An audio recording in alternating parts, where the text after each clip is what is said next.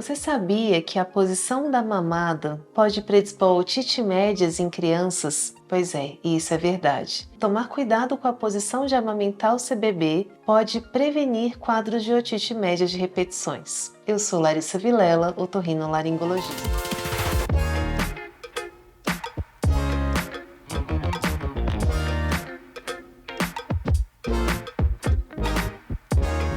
Posição de mamada deitada é um fator de risco para otite. Você sabia? E por que isso acontece? Primeiro porque a tuba auditiva na criança pequena, ela é mais curtinha e mais horizontal, o que predispõe a quadros de otite e que predispõe também a essa criança, na hora de estar amamentando e se tiver deitadinha, do leite refluir e subir pela tuba auditiva, entrando na orelha média. Isso predispõe a otites médias na criança. Uma dica muito importante é sempre amamentar o seu neném mais inclinadinho ou até mais sentado. Isso vai evitar otites na sua criança. E não só na hora de amamentar o seu neném, mas também na hora da mamadeira. Caso a sua criança ainda use mamadeira e tenha o hábito de mamar deitado, isso também não é saudável do ponto de vista do ouvidinho. Pode predispor o leite a subir e entrar na orelhinha pela tuba auditiva ser mais imatura nas crianças. Bom, então a gente olhando aqui no nosso modelinho,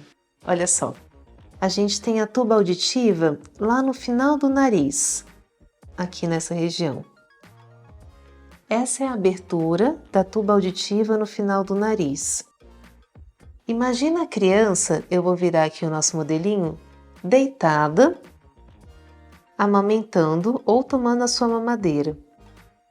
A chance do leite refluir e subir e, por consequência, entrar na tuba auditiva é relativamente alta se você comparar com uma posição inclinada. Olha só, a tendência na posição inclinada é do leite descer e ir para o trato digestivo, que é o correto, né? Difícil na posição inclinada o leite subir e atingir a tuba auditiva.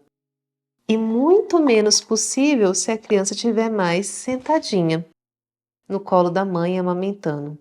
O leite vai entrar e vai descer mais fácil, muito difícil o leite subir nessa posição. Isso tanto para a mamadeira quanto para o aleitamento no seio materno. Então, por isso, não se esqueça dessa dica. Você amamenta ou seu bebê ainda usa mamadeira? Sempre mais sentadinho possível.